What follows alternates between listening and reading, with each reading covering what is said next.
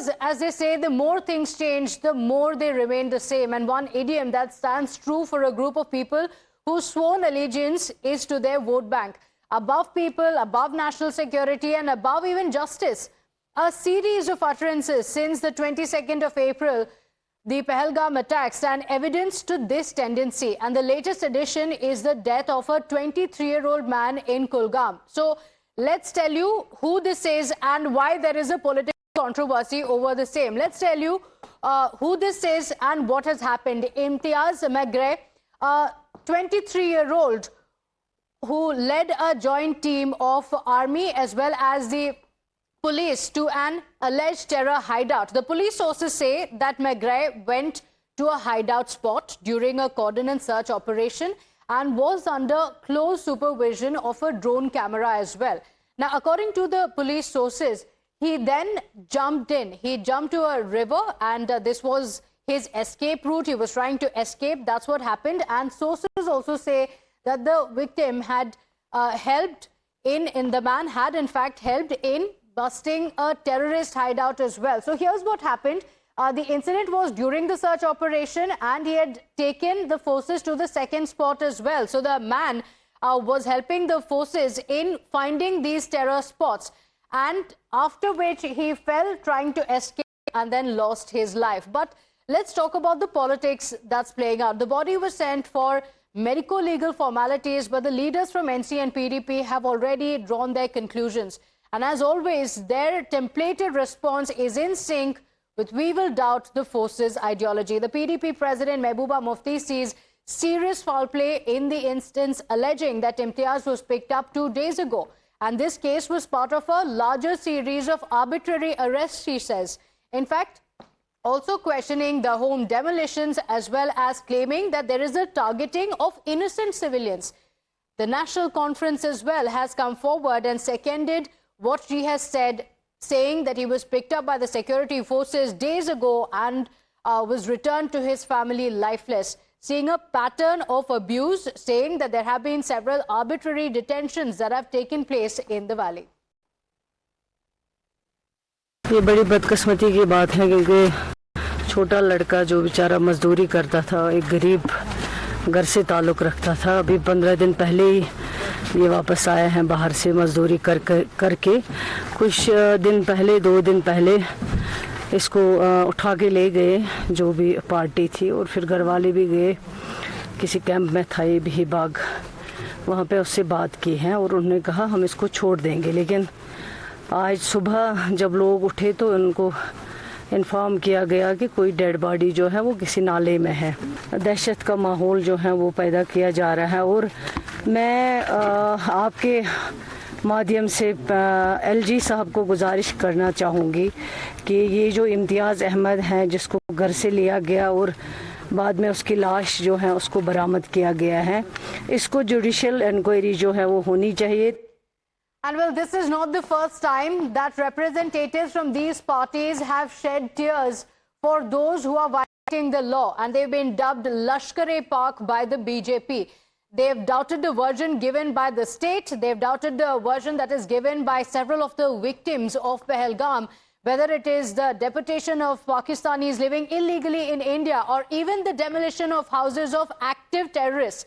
These opposition leaders have raised questions on the same. The BJP is now citing the track record of these baiters, saying this is dirty politics that we are seeing play out yet again. उसकी video footage सामने है और सभी को पता भी है, और उसमें करंट होने के कारण से वो उसमें बह गया। लेकिन अब जो कश्मीर के नेता हैं या महबूबा मुफ्ती है, बार बार से ये इल्ज़ाम लगा रही है कि इसकी जांच की जाए। वो भागना चाहता था पुलिस से, पुलिस ने तो पूछना तो है ही, लेकिन इसके बाद भी इस प्रकार का जो है इसको राजनीतिक वो हथियार बना करके इसको इस्तेमाल करते हैं, जो कि गलत है। Sohail is live with us, and Sohail, unfortunately, we're seeing politics play out almost at every step after Pahalgam attacks. Take us through who this overground worker is, the man in question, and the entire controversy around it. Well, first of all, the sequence of events is that there was a terror attack on 22nd of April in Baisaram Valley of Pahalgam. 26 people lost their lives there in that terror attack. And after that terror attack, there were massive coordinated search operations initiated across South Kashmir.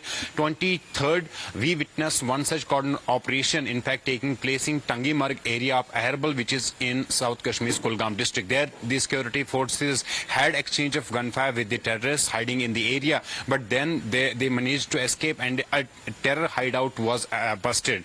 Later, security forces picked up one Imtiaz Ahmad Magri, was 23-year-old, and during questioning he had basically confessed of having knowledge up to hideouts in the area.